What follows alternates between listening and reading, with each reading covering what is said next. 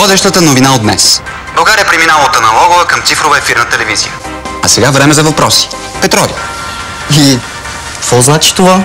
Ефирната телевизия, която приемате безплатно, става цифрова през 2013. Тя пак ще се приема с антена и по нея ще се излучат както националните телевизии, така и много други програми. При това с по-добро качество на картината.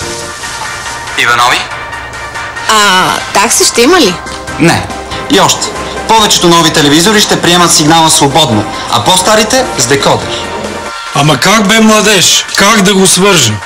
Кабелът на телевизор от едната страна, кабелът на антената от другата. Това е. Всичко за цифровизацията на цифровизация.bg и телефон 0700 123 44. Цифрова ефирна телевизия. Бъдещето е ясно.